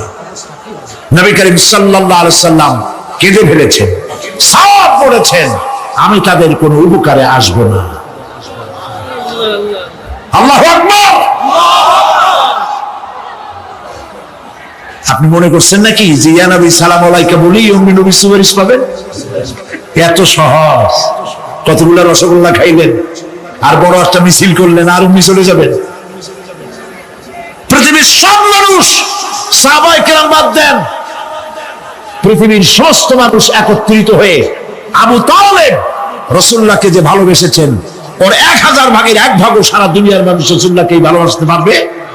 পারবে? নিজের ছেলে আলীকে, আলী রাদিয়াল্লাহু তাআলা আনহুকে আলাদা বিছানায় শোয়াইয়া, ছোট্ট মানুষ হযরত আলী আলাদা জায়গায় রাখিয়া মুহাম্মদুর রাসূলুল্লাহ সাল্লাল্লাহু আলাইহি সাল্লাম এতিম মানুষ তারে কলিজার সাথে বুকের মধ্যে আশ্রয় তো দিয়ে আগলে রেখেছেন বুক ভরে। সেই আবু তালেব মৃত্যুর সময় নবী করিম সাল্লাল্লাহু আলাইহি সাল্লাম বলেছিলেন, চাচা একটি বার আমার কানে তাওহীদের কালেমা শোনায় দেয়। আবু তালেব তার কিসমতে ছিল না কালেমা। মরে যাওয়ার পর একজন সাহাবী বলেছিলেন, ইয়া রাসূলুল্লাহ, মৃত্যুর সময় আবু তালেবের মুখ আমি নড়তে দেখেছি, তিনি কালেমা পড়েছেন সম্ভবত। রাসূলুল্লাহ সাফ বলেছেন, আমি শুনি নাই।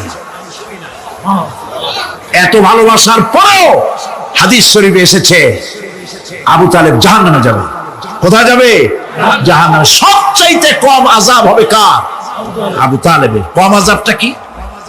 হাদিস শরীফে এসেছে কম আযাব হলো জাহান্নামের আগুন দিয়ে এক জোড়া জুতা তৈরি করে আবু তালেবের পায়ে পরিয়ে দেওয়া হবে। সেই জাহান্নামের আগুনের তৈরি করা জুতার তাপে আবু তালেবের মাথার ঘিলুগুলো টকবক করে বউ পড়তে লাগবে। এত ভালোবেসে যদি কিয়ামতের উপায় না হয়, আপনি ইয়া নবী সালাম আলাইকা, ইয়া রাসূল সালাম আলাইকা আর কতগুলো জিলাপি খাইলেন, বড় একটা মিছিল করলেন। প্রিয় ভাই সব, এইসব বেদাত ছাড়ুন, এগুলি সুস্পষ্ট বিদআত। রাসূলুল্লাহকে ভালোবাসবেন সাহাবীরা যেভাবে ভালোবাসেছেন ওইভাবে ভালোবাসবেন।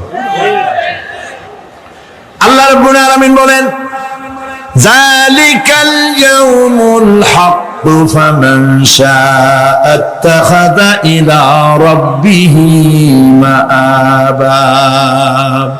এই দিনটি অবশ্যই আসবে, সেদিনটি নিশ্চিতভাবে আসবে। আর এখন যার ইচ্ছা সে তার রবের দিকে অগ্রসর হোক। ইন্না আনজারনাকুম আযাবান করিবান ইয়াওমা ইয়ানজুরুল মার'উ মা কদ্দামাত ইয়াদাহু ওয়া ইয়াকুলুল কাফিরু ইয়া লাইতানি কুনতু তুরাবা। ইন্না আনজারনাকুম আযাবান করিবা, খুব নিকটবর্তী একটি আযাব সম্পর্কে আমি তোমাদেরকে সতর্ক করে দিলাম। কে বলতেছে? আল্লাহ পাক। লক্ষ্য করুন আল্লাহ কি বলছেন, খুব নিকটবর্তী একটি কঠিন শাস্তি, আযাব অর্থাৎ কিয়ামত, এ সম্পর্কে আমি তোমাদেরকে সতর্ক করে দিলাম। ইয়াউমা ইয়ানজুরুল মার'উ মা কদ্দামাত ইয়াদা, সেদিন প্রত্যেকটি লোক যা সে পাঠিয়ে দিয়েছিল এখানে, অর্থাৎ যা করেছিল সেগুলি সে দেখতে পাবে। আর তখন ওয়ায়াকুলুল কাফিরু ইয়া লাইতানি কুনতু তুরাবা। সেই কিয়ামতের ময়দানে অবস্থা দেখে কাফেররা বলবে, আহারে মানুষ না হইয়া যদি মাটি হইয়া যেতাম। যদি মাটি হতাম, যদি মানুষ না হয়ে না জন্মতাম, আজ এই হাসরের ময়দানে এইখানে এই বিচারের মুখোমুখি হতাম না, মাটি হইলে বরং অনেক ভালো হতো।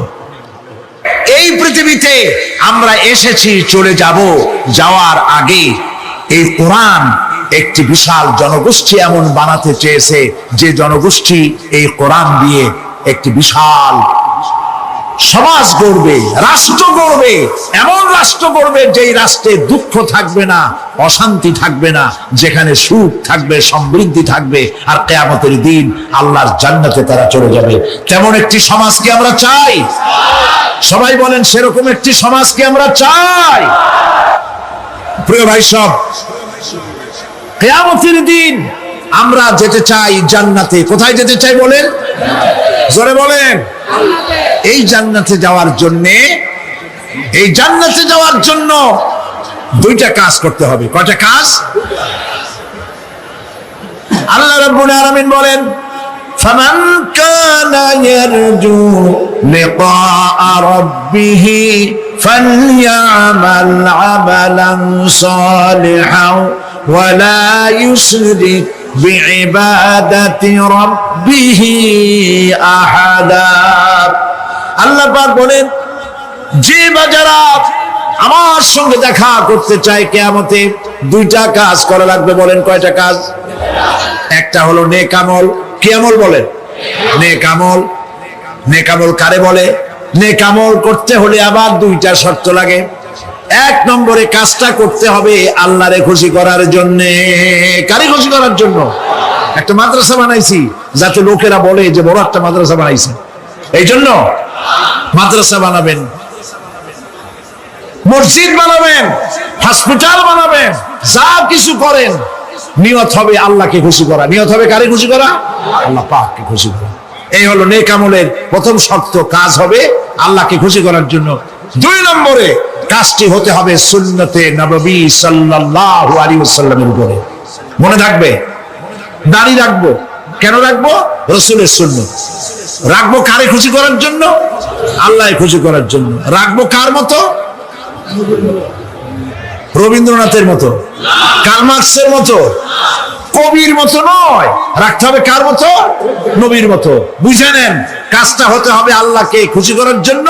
দুই নম্বরে কাজটা হতে হবে সুন্নতে নববী সাল্লাল্লাহু আলাইহি ওয়াসাল্লামের উপরে হতে হবে। তাহলে এই হলো এক নম্বর। জান্নাতে যাওয়ার জন্য, আল্লাহর সাথে দেখা করার জন্য এক নম্বরের কাজ হলো নেক আমল। বলেন এক নম্বরের কাজ কি? দুই নম্বরের কাজ ওয়ালা ইউশরিক বিইবাদাতি রাব্বিহি আহাদা। আল্লাহ রাব্বুল আলামিনের ইবাদতের সাথে কাউকে শরীক স্থাপন করা যাবে না। আমরা যারা মুসলমান, অধিকাংশ মুসলমান শিরকের ভিতরে মুবতালা হয়ে আছে। বিশ্বাস করেন কিনা বলেন? কাফেররা তো মুশরিক আছেই, ওরা তো মুশরিক আছেই, কিন্তু আমরা মুসলমানেরা আমাদের আমলের মধ্যে, আমাদের অজান্তে সবের নিয়তে অনেক শিরক আমরা করে বসি। নাউজুবিল্লাহ। বলেন নাউজুবিল্লাহ। এই জন্য আমি বারবার সতর্ক করি, নিজেকেও করি, আপনাদেরকেও করি। এই কারণে করি, শিরকের গুনাহ আল্লাহ মাফ করবেন না। ইন্না শিরকা লাযুলমুন আযীম। শিরক মস্ত বড় অপরাধ, জুলম, আল্লাহ মাফ করবেন না। আল্লাহর কাছে কাঁদতে কাঁদতে মাফ চাওয়া লাগবে যে আল্লাহ শিরক থেকে আমাকে রক্ষা করো, বাঁচাও। অনেক গোপন শিরক আছে।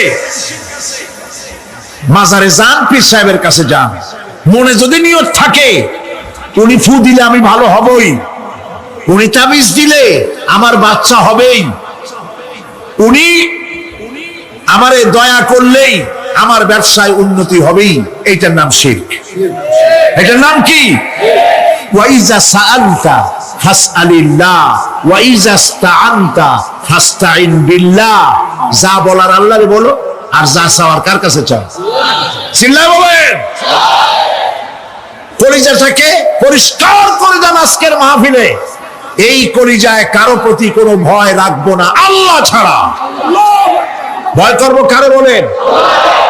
মহব্বত আল্লাহ ছাড়া, এত বেশি মহব্বত আর কাউকে করবো না। আল্লাহ তাআলা আমাদের কলিজায় তোমার ভয় এবং মহব্বত দিয়ে ভরে দাও, রাসূলের মহব্বত দিয়ে আমাদের দিলকে ভরে দাও। বিশ্বাস করুন ভাই সাহেব, কোরআন শরীফ আমার সামনে, বিশ্বাস করুন, দেশি পীর বিদেশি পীর, খাজা বাবা দেশি এবং বিদেশি, কেউ আপনার ভাগ্য বদলাই দিতে পারবে না। এর পিছনে দৌড়ায় দৌড়ায় কোনো লাভ নয়। এতক্ষণ মসজিদের ভেতরে বসে আল্লাহর কাছে কাঁদেন। ওয়াকালা রাব্বুকুম উদউনি আস্তাজিব লাকুম, তোমার রব বলেছে আমারে ডাকো, আমি ডাকের সাড়া দিয়ে দেব। সুবহানাল্লাহ। আর আল্লাহ বলেছেন আমার ইবাদতের সাথে কাউকে শরীক করবে না। খবরদার। আলাইসাল্লাহু বিকাফিন আবদা, আল্লাহ প্রশ্ন করছেন, আলাইসাল্লাহু বিকাফিন আবদা, আমি কি আমার বান্দার জন্য যথেষ্ট নই? চিল্লায় বলুন অবশ্যই যথেষ্ট। আবার বলেন অবশ্যই যথেষ্ট। কলিজা সাফ করে ফেলেন। সম্রাট শাহজাহান, দিল্লির সম্রাট, হাবিজাবি সম্রাট না, দিল্লির সম্রাট। এখন কোথায়? কবরের মধ্যে। কবি বলতেছেন, শাহনে জাহাঁ কো जिन्हें फकर से देते थे बाज, शाहने जहां को जिन्हें फकर से देते थे बाज, वाज कब्र में है सूरह अलहम्दु की मोहताज। সারা ভারতবর্ষ যারা ট্যাক্স দিয়ে নিজেকে সৌভাগ্যবান বলে মনে করত, সে আজ কবরের মধ্যে ভিক্ষুকের মতো সূরা আলহামদুর মতো একটি সূরার মুহতাজ হয়ে ভিক্ষুকের মতো শুয়ে আছে। সম্রাট শাহজাহান মসজিদে বসে আছে, এক ফকির ঘুরতেছে। লোকেরা কয় ছোটবেলা থেকেই তোমার খয়রাত করতে দেখলাম, ভিক্ষা কি জীবনেও যাবে না তোমার? লোকটি বলছে, আমি ভিক্ষা করবো ছাড়া আমার উপায়টা কি? এই লোকটি, আমি ভিক্ষা করা ছাড়া করবো কি? লোকেরা তো আমার 60 টাকা 50 টাকা 100 টাকা দেয় না, 4 আনা 5 আনা 1 টাকা এই আমার দেয়, এ দিয়ে আমি বড় লোক হবো কেমন? লোকটি বলছে, আচ্ছা দেখো, তুমি তো জায়গা মতো যাইতে পারো না, বাদশার কাছে যাও, এমন দেওয়া দেবে জীবনে আর খয়রাত করা লাগবে না। তো বাদশার কাছে কি খয়রাতি যাইতে পারে কোনোদিন? হ্যাঁ এখন পারবা। কেমনে? সম্রাট শাহজাহান এখন একা একা মসজিদে আছেন। তখনকার এসব বাদশারা অনেকে নামাজি ছিলেন, দিনদার ছিলেন। ফকির দরজার কাছে দাঁড়াইয়া দেখতে পাচ্ছে কেউ নাই, দেহরক্ষীরা দূরে দূরে দাঁড়ানো। বাদশাহ মসজিদের ভেতরে বসে হাত তুলে ঝুলতেছে আর কাঁদতেছে, চোখের পানি দিয়া দাঁড়িয়ে ভিজে ভিজে পড়ছে। এই দৃশ্য অনেকক্ষণ দেখলো ফকির। কিছুক্ষণ পর সম্রাট শাহজাহান মসজিদ থেকে বেরিয়ে আসছে। ফকির বলছে, আসসালামু আলাইকুম হুজুর। তিনি বললেন, ওয়ালাইকুম আসসালাম। চলে গেল। বাদশা বলল, আমার কাছে তো কেউ আইসে কিছু না চাইয়া তো যায় না, এরে দেখলাম খয়রাতির মতো কিছু চাইলো না, বেটা ভয় করলো নাকি? এদিকে আসো। আসছে। ভয় পাইছো? কয় না, ভয় পাইনি। কিছু যে চাইলে না? ফকির বলছে, জাহাপানা সত্যি কিছু চাইতে আসছিলাম। তারপর চাইলে না কেন? ফকির বলছে, জাহাপানা সারা জীবন ভিক্ষা করেছি, আর আজ দিল্লির সম্রাটের কাছে বেশি পাওয়ার লোভে এসেছি না, কিন্তু আপনার দশা দেখা আমার জ্ঞানের চোখ খুলে গেছে। আমি লক্ষ্য করে দেখলাম, আমি সম্রাটের কাছে চাইতে এসেছি, হাত তুলি নাই, বিনয় প্রকাশ করি নাই, চোখের পানি ফেলি নাই, কিন্তু লক্ষ্য করে দেখলাম দিল্লির সম্রাট আমার চাইতেও বড় ভিক্ষুকের মতো। আবার কোন সম্রাটের কাছে হাত তুলে কান্দে? আমার জ্ঞানের চোখ খুলে গিয়েছে, আমি বুঝতে পেরেছি সম্রাট কান্দে যেই সম্রাটের কাছে, তারে ছাড়া আর কারো কাছে জীবনে চাইব না। এই কথাই সূরা ফাতিহায় প্রত্যেকদিন পড়ি, বুঝি না কি পড়ি। ইয়াকা না'বুদু ওয়া ইয়াকা নাস্তাঈন, আয় আল্লাহ একমাত্র তোমার গোলামি করি আর তোমার কাছে সাহায্য চাই, তুমি ছাড়া কারো কাছে সাহায্য চাই না। কলিজা সাফ করুন। কোন মরা পীর, কোন জিন্দা পীর আপনার মনের আশা পুরা করতে পারবে না, পারবে না, পারবে না।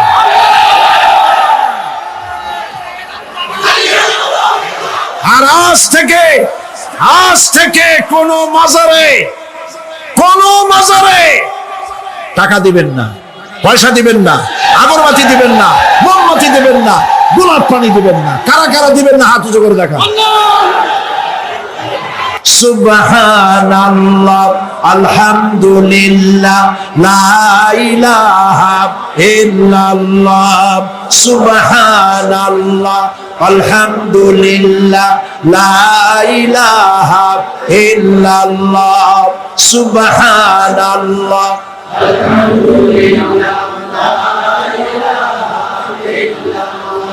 লা ইলাহা ইল্লাল্লাহ, মুহাম্মাদুর রাসূলুল্লাহ। আল্লাহুম্মা আমিন। রব্বানা যালামনা আনফুসানা ওয়া ইন লাম তাগফির লানা ওয়া তারহামনা লানাকুনান্না মিনাল খাসিরিন। রব্বুল আলামিন, তাম পৃথিবীর মাটির নিচে যত মুমিন মুমিনাত শুয়ে আছে, আল্লাহ কবরগুলি কি জান্নাতের টুকরা বানায়া দাও। আয় আল্লাহ তাআলা, এই মুহূর্তে মনে পড়ে গেল আমাদের মা বাপের কথা। রব্বুল আলামিন, আমাদের আব্বা জান কত বছর আগে দুনিয়া থেকে বিদায় হয়ে গেল, নাম ধরে আর কেউ ডাকে না। কত কষ্ট করেছে, ধান বিক্রি করে, সুপারি বিক্রি করে, নিজের পেটে না দিয়া নিজের ভালো জামা না বানাইয়া আমাদের লেখাপড়া শিখাইছে, বাড়িঘর বানালো। আর একদিন তোমার ডাকে সাড়া দিয়া চলে গেল। যুগের পরে যুগ চলে গেল, বাপের মুখ আর দেখি না। আল্লাহ তাআলা, আমাদের আব্বা জান যাদের দুনিয়া থেকে বিদায় হয়ে গেছে, কবরটাকে বেহেশত বানায়া দাও। তুমি সম্রাটের সম্রাট, তুমি রাজাধিরাজ। তোমার মহব্বত ছাড়া কোনো মহব্বত যেন কলিজায় থাকে না মাবুদ। তোমাকে ছাড়া কাউকে যেন ভয় করি না মাবুদ। সারা জীবন শিরক আর বিদআত থেকে আমাদের তুমি বাঁচাও। আল্লাহ, তোমার জাহান্নামকে আমরা ভয় পাই। আল্লাহুম্মা আজিরনা মিনান নার, আল্লাহুম্মা আজিরনা মিনান নার, আল্লাহুম্মা আজিরনা মিনান নার। রব্বানা তাকাব্বাল মিন্না ইন্নাকা আনতাস সামিউল আলিম ওয়া তুব আলাইনা ইন্নাকা আনতাত তাওয়াবুর রহিম। সুবহান রাব্বিকা রাব্বিল ইজ্জাতি আম্মা ইয়াসিফুন ওয়া সালামুন আলাল মুরসালিন ওয়ালহামদুলিল্লাহি রাব্বিল আলামিন। ওয়াজআল আখিরা কালামিনা ইনদাল মাউত লা ইলাহা ইল্লাল্লাহু মুহাম্মাদুর রাসূলুল্লাহ।